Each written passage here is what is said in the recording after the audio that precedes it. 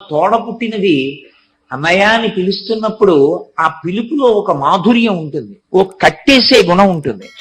ఎంత పెద్దవాళ్ళు అయిపోనివ్వండి, 70 ఏళ్ళు నాకు రానివ్వండి, 65 ఏళ్ళు నా చెల్లెలికి రానివ్వండి, నాకు 70 ఏళ్ళు వచ్చి ఇద్దరం ముషిలేళ్లం అయిపోయినా ఒరే అన్నయ్య అన్నయ్య అన్న చెల్లెలు వచ్చి నా చెయ్యి పట్టుకుంటే నాకు ఎంత మురిపెంగా ఉంటుందో. ఇప్పటికీ ఆ పిలుపులో ఉన్న అమృతాన్ని జుర్రుకోవడానికి ఏడాదికి ఒకసారి నేను ఢిల్లీ వెళ్ళి మా చెల్లెలి చేతి అన్నం తిని ఆ పిలుపుని వస్తూ ఉంటాను. అన్నయ్య అన్న పిలుపులో అంత మాధుర్యం ఉంది. అన్నయ్య అనేటప్పటికీ కట్టుబడిపోతాడు. మీరు మా అన్నయ్య గారు లాంటి వారండి అన్నారనుకోండి, చెల్లెమ్మ పసుపు కుంకుమలు పట్టుకెళ్ళమ్మా అంటాడు. పుట్టింటికి వచ్చావు ఉత్తి చేతులతో ఎలా పెడతావు, పట్టుకెళ్ళు పసుపు కుంకాలంటాడు. అన్న అన్న మాటకి అంత అనుబంధం ఉంది. వాడికి కొడుకు పట్ల మాధుర్యం ఉండదు, మనవడి పట్ల మాధుర్యం ఉండదు, మనవరాలి పట్ల మాధుర్యం ఉండదు, చెల్లెలి పట్ల మాధుర్యం ఉండదు. వాడికి ఇక దేని పట్ల మాధుర్యం? వాడికి ఏదో ఓ పిచ్చి ఉంటుంది, ఓ డబ్బు పిచ్చో, బతకాలన్న పిచ్చో, ఏదో ఓ పిచ్చి. ఆ పిచ్చికే వాడి జీవితం అంకితం. వాడికి ఇంకా మిగిలిన వాటిలో ఉన్న ఏ మాధుర్యాన్ని వాడు జురుకోలేడు.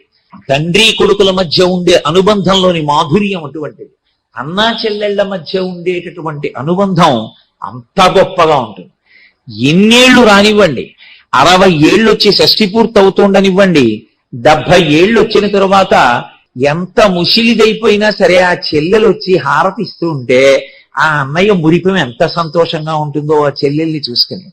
చెల్లెలు ఇంటికి వచ్చినప్పుడు ఏ ఇద్దరు వ్యక్తులు కలుసుకున్నా అభిప్రాయ భేదాలు ఉంటాయి, కలుసుకుని సంతోషంగా గడిపేటటువంటి మంచి మాటలు ఉంటాయి. తోడ పుట్టిన వాళ్ళు ఎవరు ఎంతకాలం ఉంటారో ఎవరికి తెలుసు.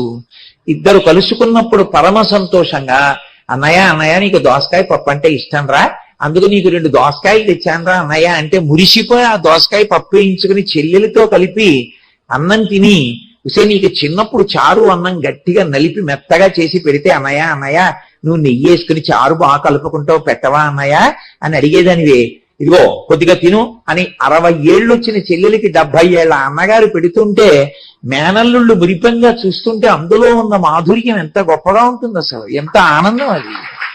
దానికి ఎన్ని కోట్ల సాటి వస్తుంది.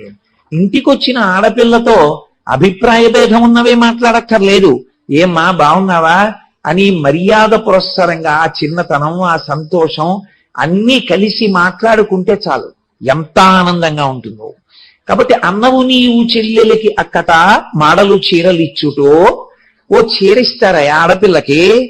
ఎంత ఐశ్వర్యవంతురాలు కానివ్వండి అత్తవారింటి వైపు, పుట్టింటికి వస్తే 30 రూపాయల చీర పసుపు కుంకం పెడితే మా నాన్నగారు పెట్టారు మా అన్నయ్య పెట్టారని మురిపంగా పెట్టుకెళ్ళి ఆడపిల్ల కట్టుకుంటుంది. ఆడపిల్ల మనసు లాంటి మనసు లోకంలో ఉండదు. తాను ఎంత ఐశ్వర్యవంతురాలైనా కావచ్చు, పుట్టింట్లో పసుపు కుంకం పెట్టి 2 పళ్ళిచ్చి ఒక్క చీర పెడితే ఆమె ఎంత ఐశ్వర్యవంతురాలు కానివ్వండి మురిసిపోతుందంతే. కళ్ళ నీళ్లు ఒత్తుకుని ఎందుకు నాన్నగారండి నాకు ఇప్పుడు ఇంత చీర అంటుంది. ఈవిడ పెట్టింది 30 రూపాయల చీరకి. ఆడపిల్ల ఇంటికి వస్తే ఓ చీర పెడతారయా, పసుపు కుంకం ఇస్తారయా, మాడలు ఇచ్చుటో, నీకు ఐశ్వర్యం ఉంది అమ్మ మెళ్ళో వేసుకోవే అని ఓ చిన్న లక్ష్మీదేవి రూపి, శ్రావణ మాసంలో నాన్న ఇది పెట్టుకుని పూజ చేసుకో అని ఓ చిన్న బంగారం రూపోటి నీ దగ్గరుంది తల్లి ఈ ఉంగరం పెట్టుకోరా అని ఓ ఉంగరం మురిసిపోతుంది. మా అన్నయ్య ఇచ్చాడు మా అన్నయ్య ఇచ్చాడు అని నువ్వు ఇచ్చిన ఉంగరం అంత డబ్బు ఆటోకి పెట్టుకుని 10 ఏళ్లకే వెళ్ళి చూపించుకుంటావు. కాబట్టి మాడలు చీరలిచ్చుటో మధుర మంజుల భాషలను ఆదరించుటో, పోన్లేవయ్యా ఏమీ పెట్టక్కర్లేదు, సంతోషంగా మాట్లాడవయ్యా చెల్లెలితో చాలు, మధుర మంజుల భాషలను ఆదరించుటో. శోభన దేవత అక్క చెల్లెలింటికి ఆమె వచ్చినప్పుడు లక్ష్మీదేవి ఇంటికి వచ్చినట్టు మధురంగా మాట్లాడాలి, మంజులమైన మాట మాట్లాడాలి, ఆమె మనసు నొచ్చుకునేటట్టు మాట్లాడకూడదు. మధుర మంజుల భాషలను ఆదరించుటూ చేయక మిన్నుల మోతలే నిజము మేలుని చంపకుమన్నా. ఏమి పోతనగారండి, ఎన్నిసార్లు నమస్కారం చేయింది ఆయన ఆంధ్రానువాదానికి. మిన్నుల మోతలే నిజము మేలుని చంపకుమన్నా. ఆకాశంలోంచి ఏదో వినపడిందా? ఆకాశంలోంచి వినపడింది ఎవడన్నాడు, ఎవడు కావాలనన్నాడో, ఏ చెట్టు మించి అన్నాడో, ఏ మబ్బు చాటు నుంచి అన్నాడో, నువ్వు మీ చెల్లెలు ఇంత సంతోషంగా ఉండలేక కనువాపు కలిగి అన్నాడో, అది నమ్మి చంపేస్తావా? చెల్లెల్ని చంపిన అన్నయ్య అనరయ్య రేపు పొద్దున్న? పసుపు పారాణి ఆరలేదు, సంతోషంగా అత్తవారింటికి వస్తోంది, నువ్వే ప్రేమతో తీసుకొస్తానని సారథ్యం చేస్తున్నావు, అంతలో చంపేస్తావా? మానవన్న తగదన్న సహింపుమన్న అన్న అన్న అన్న తనకి కాదు అనుబంధం, తన భార్య వైపు నుంచి గుర్తు చేస్తున్నాడు.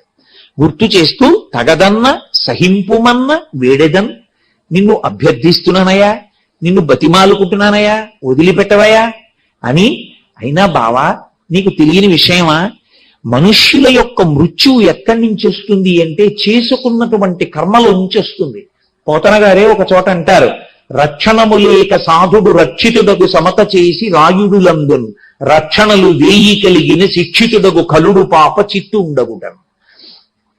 ఏ రక్షణ పెట్టుకోకపోయినా ఓ పసిపిల్లవాడు అలా ఆడుకుంటుంటే, నల్లత్రాచ అలా వెళ్ళిపోతుంటే తెలియక వాడు ఉంగా అంటూ దాన్ని పట్టుకోబోతుంటే వాడి చేతి నుంచి పాకుతూ వెళ్ళిపోతుంది. వీడు పసిపిల్లవాడు, తెలియదు పాపం అని పాము వెళ్ళిపోయింది. చుట్టూ రక్షక భటుల్ని పెట్టుకున్నవాడు ఇంతమంది రక్షక భటులు ఉండగా చచ్చిపోయాడు. ఏమనుకోవాలి? రక్షణము లేక సాధుడు రక్షితుడగు సమత చేసి రాయుడులందున్, రక్షణలు వేయి కలిగిన శిక్షితుడగు కలుడు పాప చిత్తు ఉండగుట. పోతన గారు తీర్పు చెప్పారు. కాబట్టి ఏమయ్యా, లోకంలో ఎవరు చేసిన కర్మని బట్టి వాళ్ళకి అభ్యున్నతి ఉంటుంది, ఎవరు చేసిన కర్మని బట్టి వాళ్ళకి పతనం ఉంటుంది, ఎవరు చేసిన కర్మని బట్టి అదృష్ట దురదృష్టములు ఉంటాయి. అంతేకాని నీ చెల్లెలు దానికి నిమిత్తమా? ఎక్కడో 8వ కడుపున పుట్టేటటువంటి వాడు నిన్ను చంపుతాడని ఇప్పుడే నీ చెల్లెల్ని చంపేస్తావా? నిజంగా శరీరవాణ్ణి చెప్పినది సత్యమైతే నీ చావుకి కారణమే రాదయ్యా, ఇంకో రూపంలో రాదా? చెల్లెల్ని చంపావన్న అపకీర్తి ఎందుకయా మూట కట్టుకుంటావు? నా మాట విను, చంపకు అన్న వినడానికి సిద్ధంగా లేడు. నీవు బావా చెప్పడానికి ఎన్నైనా చెప్తావు, కానీ ప్రాణం నాది, జీవితం నాది, నీకే దీనికి 8వ కొడుకు పుడితే నా ప్రాణాలు పోతాయి కాబట్టి చంపేయవలసిందే, మూలాన్ని ఛేదిస్తానన్నాడు. వసుదేవుడు ఆలోచించాడు. ఆపత్కాలమునందే మనసుని కుదుటపరుచుకుని ఆలోచించాలి. ఎందుచేత అంటే ఎప్పుడైనా సరే మనసులోంచే ఏ ఆలోచనైనా రావాలి. మనుష్యుడన్న తరువాత కష్టం రాకుండా ఉండదు. కష్టం వచ్చినప్పుడు విచలితుడైపోయిన వాడు సక్రమంగా ఆలోచించలేడు. సుందరకాండ ఎందుకు వింటారు అంటే ఒక్క శ్లోకం కోసం వింటారు.